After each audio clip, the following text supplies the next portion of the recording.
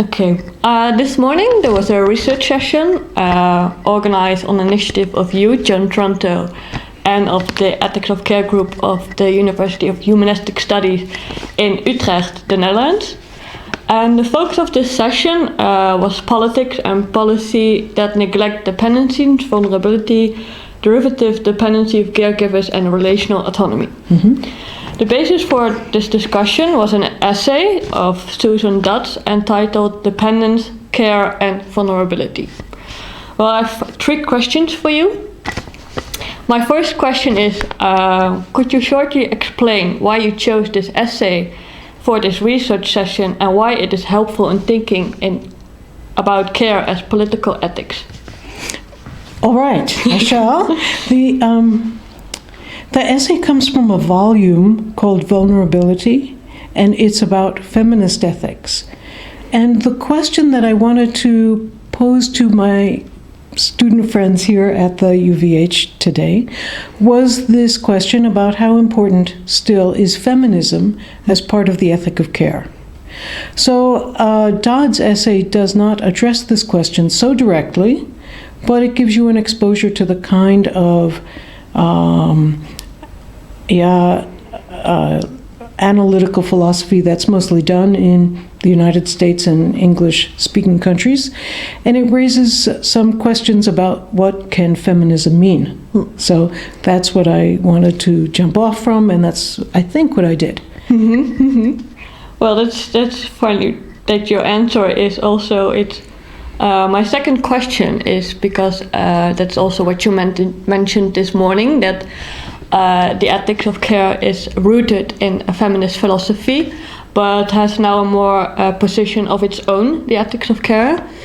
And what is your view when we look at the relationship between ethics of care and feminist philosophy today, anno 2015? How is that relationship? Yeah, well, of course, feminism itself has changed over the last 2 generations, and it is no longer simply about securing rights for women that they don't have, or making certain that newspaper ads don't mention that only women can be secretaries or men truck drivers.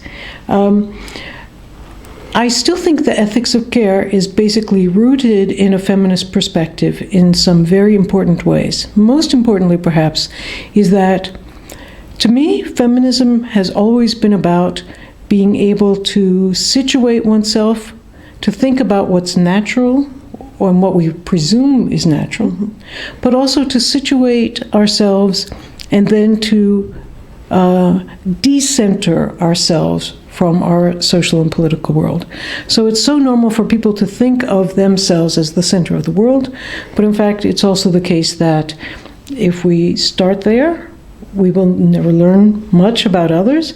However, if we only take the position of what we think are others or decenter ourselves that way, then we also miss the fact that we are still somewhere and we have to take into account our own position. So the complex positionalities of feminism, I think, are part and parcel of the good practice of the ethic of care. Yeah. Well, I already come to my last question. Okay.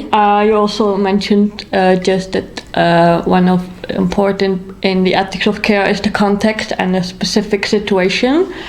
And another important insight of the ethics of care is our practices for perceiving, understanding, and judging moral goods and thinking about good care.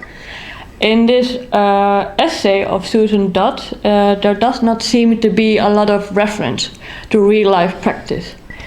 And in that way, it may seem that the argument loses its empirical groundedness. What is your view on this matter? Yeah, this is a style of writing philosophy which is a little different, and so it is not so grounded. But there are in the essay at least 2 parts that are very deeply grounded. One is the discussion of mental disability. And there she takes that example and talks about what it means to be a vulnerable person because of mental disability. And she makes a fairly elaborate argument about the different situations. It's not the end of the world, but it is an argument about this set of disabilities that make it easier to talk about vulnerability and dependence the way she wants to. Yeah? So there's that concrete example. The other thing she talks about in the essay that actually gets us to real practice, although she doesn't talk about it so much, is what she calls parthenogenic vulnerabilities. That is, vulnerabilities that become a problem because of the way they are constructed in the world.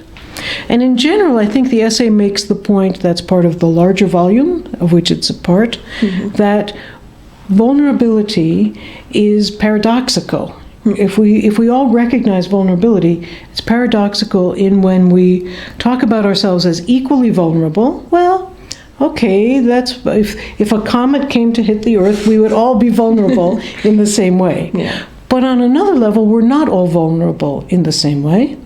And whichever you focus on, the moment you're focusing on one, you're missing the other. We go back to the point I made about positionality. You need to be able to do both at once.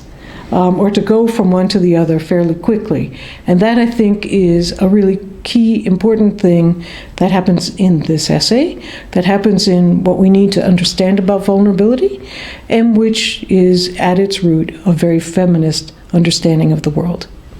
I agree. So let's end this interview by that answer. And then I will hope to see you soon again in Holland. And I wish you luck with the next things you are doing, and we will meet again. Okay, it's always a pleasure to be here. Thank you. Thank you.